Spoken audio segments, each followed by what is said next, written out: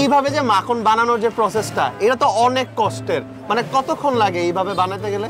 এই মাখনটা যখন পাউরুটির মধ্যে দেয়, এইটা দেখতে ভাই এতটা সুন্দর লাগে। এই কি সেই 85 বছরের পুরনো দোকান? 85 বছরের পুরনো দোকান, মানে সনাতন পদ্ধতিটা যতদিন পারি এটা ধরে রাখার জন্য করা জিনিস হচ্ছে। এটা একটু খালি মাখন দেওয়া যায়? একটু চিনি নিব। আমি এখন আছি 85 বছরের পুরনো একটা মাখনের দোকানে, যেই জায়গায় অলমোস্ট 85 বছর ধরে মাখন, পাউরুটি, তাছাড়া মাঠা, ইভেন দই চিরাও বিক্রি করা হয়। অ্যান্ড আমার পিছনে যে মাখন বানানোর স্টাইলটা আপনি দেখতেছেন, এটা হয়তোবা নর্মালি আপনার চোখে এই সময়ে সচরাচর পড়ে না। অ্যান্ড 85 বছর আগে ঠিক যেইভাবে ওনারা মাখন বানাইতো, এখনো অলমোস্ট সেম ওয়েতে মাখনটা বানানো হয় এই জায়গায়। এইভাবে যে মাখন বানানোর যে প্রসেসটা, এটা তো অনেক কষ্টের। মানে কতক্ষণ লাগে এইভাবে বানাতে গেলে? এভাবে মাখনটা তৈরি করতে দুধ জাল দেওয়া থেকে শুরু করে তারপরে এই ব্লেন্ডটা করতে হয় 3 ঘন্টা। 3 ঘন্টা? 3 ঘন্টা ব্লেন্ড করতে হয়। এখন তো সনাতন পদ্ধতিটা প্রায় বিলুপ্ত। এটা তো এখন আর ওই পদ্ধতিতে একবার যদি আপনার মেশিনে চলে যায়, ওই পদ্ধতিতে আর কেউ যেতে চায় না। কারণ সহজ, যে কোনো একটা জিনিস সহজে যেটা করা যায় ওটা আর এই আগে সনাতন পদ্ধতিতে কেউ যেতে চায় না। সনাতন পদ্ধতিতে যে ন্যাচারালি ম্যানুয়ালি যেটা হয় ওটা তো আর হবে না, ওটা তখন মেশিনেই হয়ে যাবে।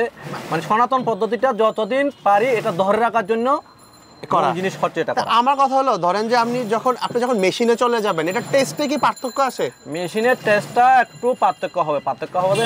হাতের মুভমেন্ট দুই দিকে হয়, এটা মেশিনেরটা হয় একদিকে, আর মেশিনেরটা একটু প্রিমিয়ামটা বেশি হয়। আচ্ছা, গুণনের গতিটা। 85 বছরের কথা বললেন, তখন কে করতো? মানে আপনার কি লাগতো?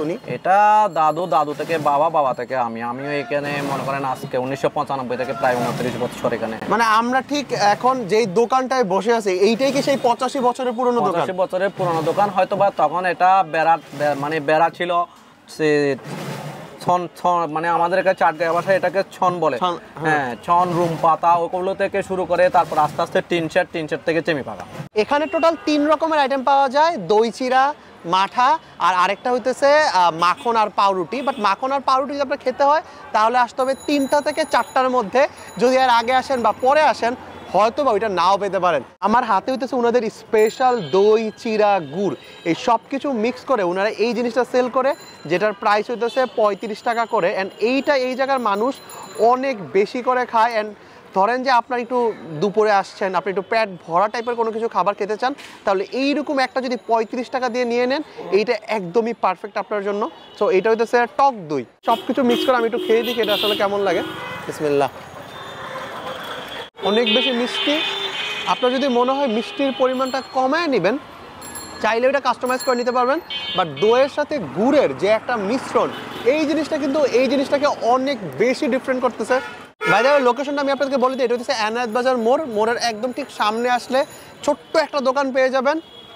দোকানটা অলমোস্ট 85 বছরের পুরনো, দেখলেই বুঝতে পারবেন যে দোকানটা এত বছরের পুরনো। এটা হচ্ছে ওনাদের সেই বিখ্যাত মাখন পাউরুটি, যেটা খাওয়ার জন্য মানুষ অনেক দূর দূরান্ত থেকে এই জায়গায় আসে।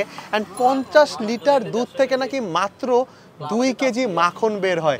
অ্যান্ড এই মাখনটা যখন পাউরুটির মধ্যে দেয়, এইটা দেখতে ভাই এতটা সুন্দর লাগে। সো এই জায়গায় কিন্তু আসলে বসার ঠিক ওই রকম জায়গা নাই, এই অল্প একটু জায়গার মধ্যে আপনার বসে এই জায়গায় খেতে হবে। এই ইয়াটা কেমন, মাঠাটা কেমন? মাঠাটা আমার কাছে ভালো লাগছে। তুমি অলরেডি 3-4 গ্লাস খেয়ে ফেলছো এই জায়গায়, আমি দেখছি। মানে এটা এত ভালো লাগে তোমার কাছে? আমি এই জায়গায় প্রায় আসি এই মাঠাটা খাওয়ার জন্য। এটা কেমন লাগে? মাখন পাউরুটির কথা অন্য লেভেলে। এটা বেস্ট। এটার জন্য আসলে ওয়েট করতে হয়, অনেক সময় এসে পাই না। আমাকে কিন্তু সাকিব মূলত এই জায়গায় নিয়ে আসছে যে এইটা যদি আপনি না খান তাহলে চিটাগাং আসাই নাকি বৃথা। বাই দ্য ওয়ে, একটা বাইট দিয়ে দেখি। বিসমিল্লাহ। আমরা অনেক সময় বলি না, কোনো একটা খাবার মাখনের মতো মজা বা মাখনের মতো নরম। মাখন যদি আপনি না খান তাহলে আসলে এটার টেস্ট কখনো বুঝবেন না যে এটা আসলে কতটা মজা। আঙ্কেল, আমার কি একটু খালি মাখন দেওয়া যায়? একটু চিনি নেন। একটু চিনি নিব। এটা হইতেছে একদম র মাখন, যেটা আমরা জাস্ট একটু বলে নিলাম যে আসলে মাখনের টেস্টটা শুধুমাত্র মাখন। যখন আপনি খাবেন কেমন লাগবে?